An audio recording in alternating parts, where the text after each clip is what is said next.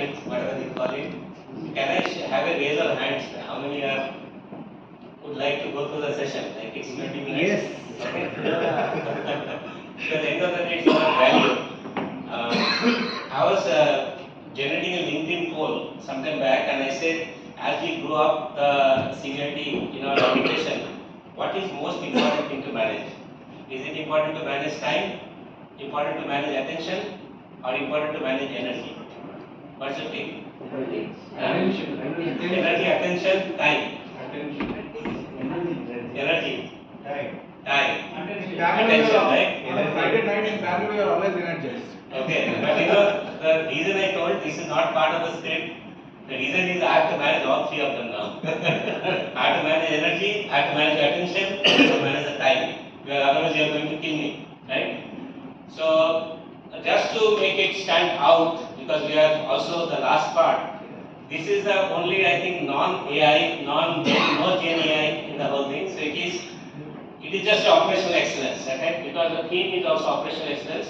I happen to be a consultant in a company by the name of Kaizen. People know what is Kaizen. Kaizen is continual improvement.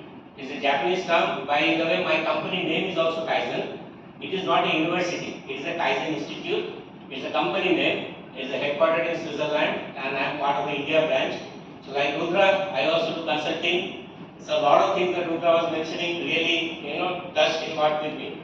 So let me share why something I'm sure will resonate with you, and I'm just giving this one.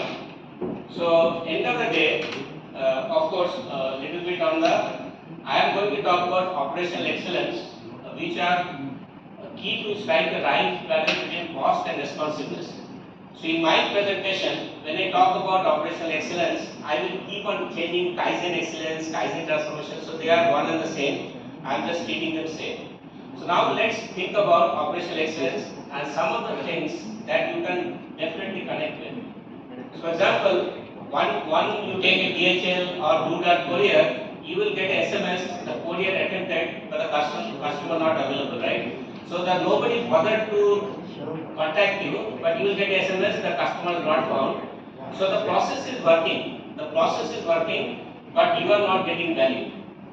In the company, a lot of times we raise an IT ticket, right? An IT ticket has an SLA that I have to close in 1 day or 1 hour or 24 hours.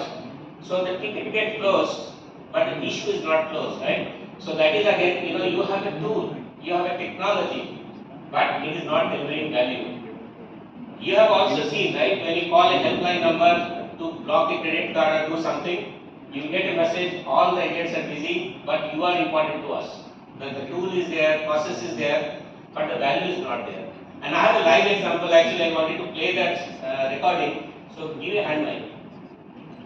Okay, so I actually happen to spend a lot on credit card. So these guys said, sir, you are a gold customer, so I will give a relationship manager to you who will be assigned 24/7. Any question you have, anything you have, then they are available. So they have made their process very right. They have put a technology behind it, and that technology, that process is going to value to me. Okay, so let's play how the value looks like. I hope the sound will come out. Okay, so because I had some confusion with my credit card, I am entitled to a relationship manager. I called that time and I got this message. Dear customer, your relationship manager is currently busy. We have successfully registered your callback request.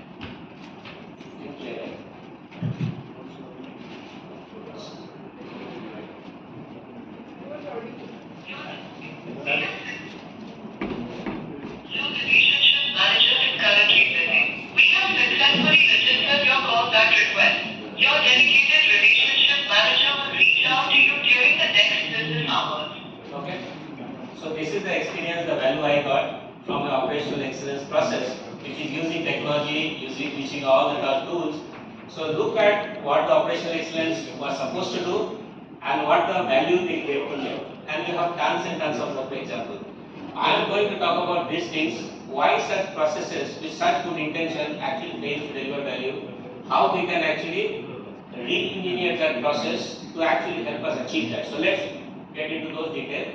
So end of the day, the process do not deliver value because there is a constant tussle between responsiveness of the process, what the process is supposed to give value, and the cost associated with that. And many times we do not like to invest as cost, and that is how the manifestation happens. But there are also good process. I think Imran, where is Imran? Imran, you go to Dubai, right? You used to. So you have seen the smart gates in Yes, Dubai? of course. Okay. So in India, when you do an immigration, okay, and even Dubai, like in Terminal 1, you used to wait up to 20 minutes, 30 minutes just to go through immigration and get a stamp on your passport. Now you get to Dubai, your immigration happens less than 1 minute. You stand there, they scan your eye in iris and you are there. Okay, so it is not that operational excellence doesn't deliver value like the message I showed. There are examples in which it happens so fast. Digi Yatra, have you used Digi Yatra in Bangalore? Yes. Okay, again so fast, right? So these are some good welcome process in which the process is working, there is a technology used in the process and it is delivering the value that it intended, right? So good process also does exist. And also I read a newspaper recently that many airlines, like Indigo especially, they say, sir, our airplanes always start on time, land on time, etc. But the value is not like that, right? Value is when I take my luggage and take my taxi and reach home. So that is my value, that is the time. And the welcome notice has come, in which they are saying checked-in baggage must be delivered within 30 minutes for your pieces. Somebody, maybe you have read this news, right? So these are something that is pushing every organization to improve their operational excellence processes to deliver value, right? But then, as I mentioned, so there is a business goal which is supposed to deliver value, and the business goal is about process, and you improve the process and deliver value. But then there is a cost to the process. People either do not invest that cost, or they actually do not know that there is a cost involved in fixing a bad process. So how do I improve a process? I will improve a process by taking the process and running it through the PDCA cycle, right? Plan, do, check, cycle, back. So then I improve the process, then I sustain that improvement. The sustain that improvement happens through standardization, governance, audit. So you sustain the improvement, then you go for next cycle. And we talked in the panel discussion today, many times just because I have a tool, just because I have a SOP, okay, people will believe that my process is working, it doesn't work that way. Okay, so it has to go through something detailed. So let us see what happens. And these are the quick facts. 44% organization use operation excellence. So to deliver customer value, 44% organization uses operational excellence. 20% only get successful. 74% are not successful because they are not getting the ROI. And 53%, which Rudra mentioned, is happening because there is no cultural transformation that has happened. So this is the reality, and this is what we need to crack into. I think once I tell it, you will get this familiar face. So look at the cartoon. One guy is delivering a value, right? He is delivering, putting a cart, and that cart, he is taking a lot of time to pull that cart to the destination. And the guy who is saying that, sir, do it fast, do it fast. Say, what have you did? So, no, मेरे पास आदमी नहीं, I need more resources, I need more machine, I need more automation. He is pulling a broken process. He is pulling a broken process, and the excuse he is giving is, I need more resource. And this is a common example that you will see, that whenever a guy is trying to fix a broken process, the first response is, मेरे पास आदमी नहीं है, I need resources. But the thing is, he is actually using a square wheel, whereas his colleague is saying that, guys, you just fix the wheel, and they say, no, I am too busy. So what actually it tells is, there is a firefighting going on. This guy is in perpetual state of firefighting.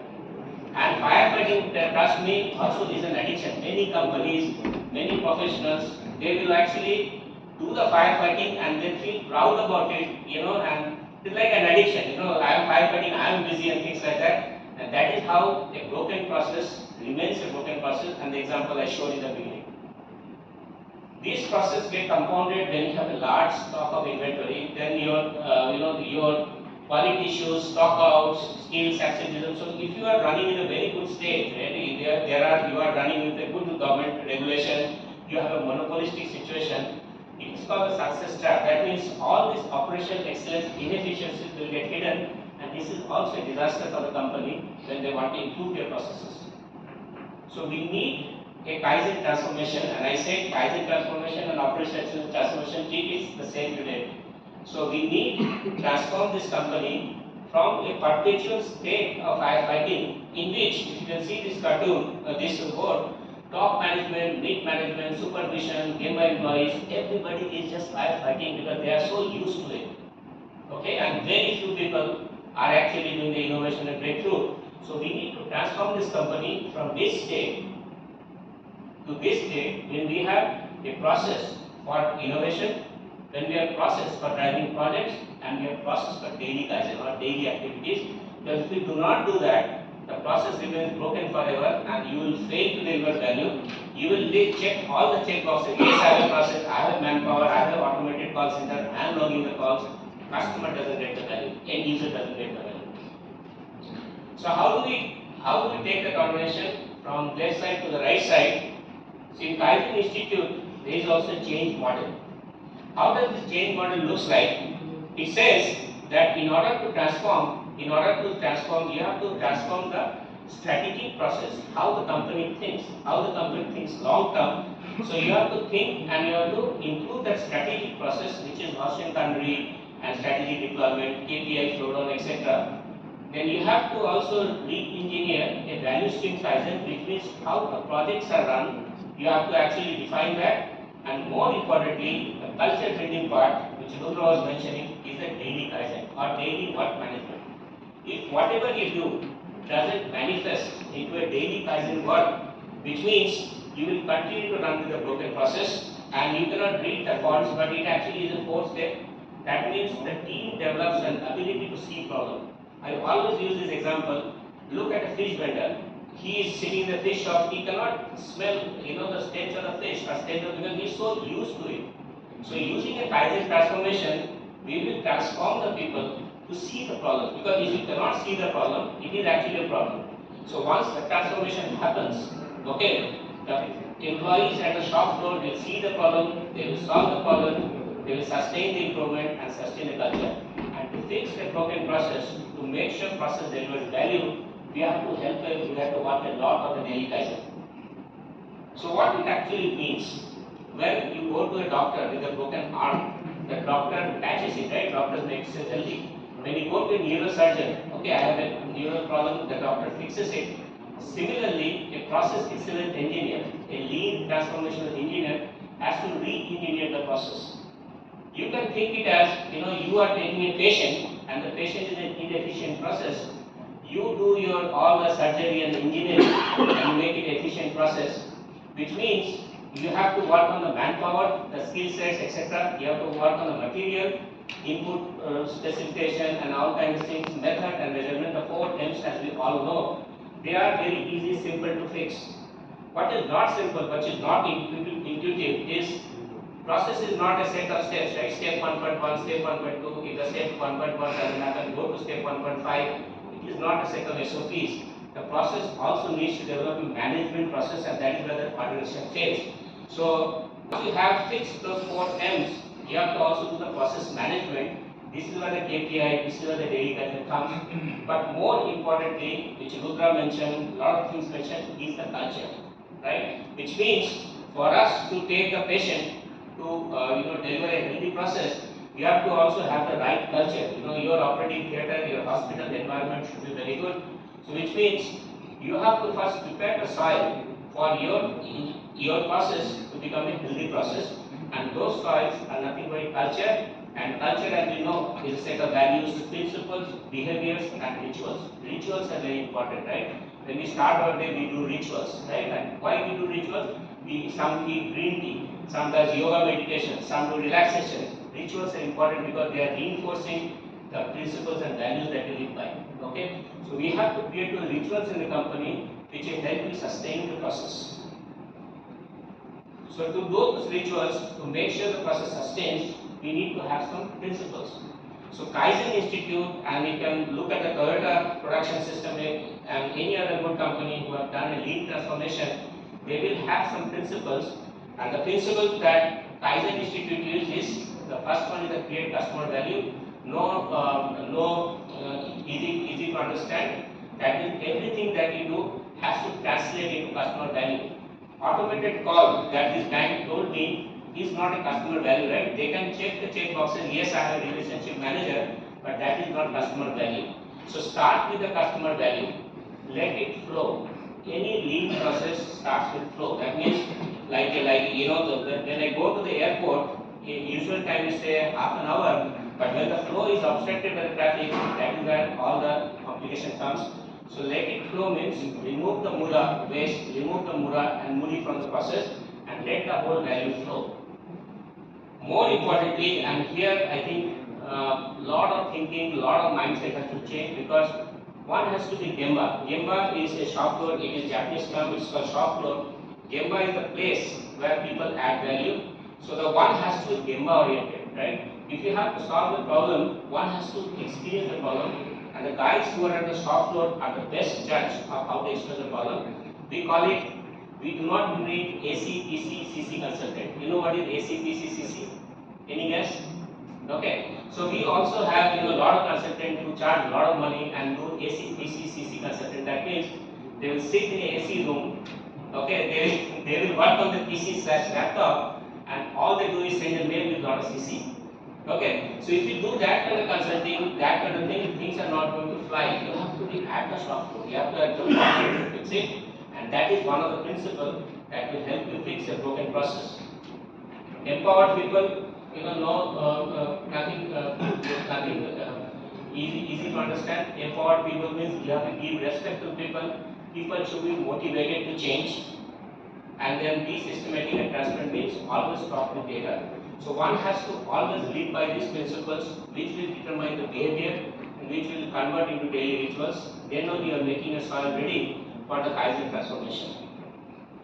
Some of the signals, how do you know whether your signals, the soil is ready, people are actually transforming or not? You will see, you will actually have a lot of measurements going on. Every shop floor will have a lot of KPIs, how they are scoring on safety, things are moving up and down, like there is a target line, they are working on whether things are not met. People meet every morning, and there is also 5S, things are sorted out, everything. So once you see these things happening, as Rudra was mentioning, going up the maturity curve, these are the signals that yes, the surgery that I did on the process is actually working. Like Gita says, right, we do not have control on the results, we have control on the actions. Lean consultants also say same thing in different language. So they say, lean and process excellence professionals are not responsible for the results. They are responsible for the process which are responsible for the result. So as a lean and operational excellence consultant who's trying to re-engineer the process, one has to only work on the process and not on the results, right? But then the question is, how do I know whether the process is the best? How do I know you have achieved the process excellence? And there are some ways to check that. That means there is no Buddha, Mura and Muri. They are Japanese word. Buddha means waste, Mura means strain, and Muri means unbalance. There is no unbalance, no waste in the process. It is always available when demanded. It has zero variability, no surplus shortage, and nowadays it is also sustainable. We can also call cyber security safe, and it is also push based, pull based. That means you are designing a process which is based on pull from the customer, not you are dumping something on the customer. So that is how the perfect process looks like. But then who makes a process? Who actually executes the changes that you actually design as a process expert surgeon who has to re-engineer the process? It is the final people who have to work it. And we know people also, unfortunately, also fall in a normal distribution. So there are people who are heavy stars, super flyers, very top performers. There are people who are bottom performers, and a majority people are actually average performers. And I cannot run a company by hiring all the good people or hiring all the bad people. Because good people will cost you high, bad people will cost you less, but their rework will cost you again high. So we have to live with reality, which means we have to work with the average people. So how an average people will give you excellent results? This is very simple. Once you go through the Kaizen transformation, this is what is going to happen. You will get brilliant results from average people managing brilliant processes. So once you have designed the processes, once you have made sure that value stream, strategic Kaizen, daily Kaizen, culture change has happened, you will get brilliant results from the average people only, because that is also cost effective, right? Because I cannot have all the Sachin Tendulkars in my time. I have to manage my show with average people. So, just to sum it up, how do I know that this company or this particular organization or this particular function is actually reacting to the process changes that I've done? So this is a good way to measure that. That means when you're at the basic level, that means nobody, nowhere, no day they are thinking of continuous improvement. They are just status quo. They just love the firefighting. Nobody, nowhere, nobody is thinking about how to things improve. But then slowly, as the medicine starts working, so you will see somebody is thinking about continuous improvement. Somewhere people are thinking, and someday people are thinking, not on everyday basis. That means, the treatment that you are given is actually showing some results. So it is called somebody, somewhere, someday, they are thinking about continuous improvement. They are thinking about delivering customer value, and you can know, yes, your things are working. But in a perfect state, and this is the state, this is the value we should live by, is when everybody, everywhere, and every day, people are thinking about Kaizen, improvement. People are able to see problems, they are able to solve problems, they are able to sustain improvement to standardization, and they are able to sustain the culture. So once this happens, then you can start seeing those multiplier effects. That means, the role modeling happens. One organization say, guys, this is not correct. Sir, you are not very helpful. Sir, you have not acted on security. So this multiplier effect will start happening, and that is the true sign of the Kaizen transformation that you will actually execute. To wrap up, so the key takeaways from my presentation today is operational excellence professionals are responsible for re-engineering improving process. So if I'm an operational excellence guy who is responsible for delivering value, I take the patient, I take imperfect process, I do my surgery, I do my medication, I will improve the process. And then the process change improvement needs a process. It is not about SOPs, like step 1, step 2, sir, I have sent a call center, I have 2 ladies seeing the call 24/7. Okay, so it is not about just setting the KPIs and setting the SOP, the management approach has to happen. Who is taking care whether the customer is getting value or not? Who is taking care that customer has reacted 5 times and he did not get the thing? The whole management approach, how many layers of support, what are the skills that is required? We need to also not only develop the process, we also need to develop the process management approach. And the last but not the least, it is a culture change.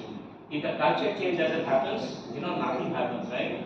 Because for sustaining a culture change is important. Hence, culture change is a bedrock for sustainable change for operations. So if you do this, because you transform any organization and start thinking in terms of lean and operational excellence, and then the topic that we heard today is AI, Gen AI, the technology can start with.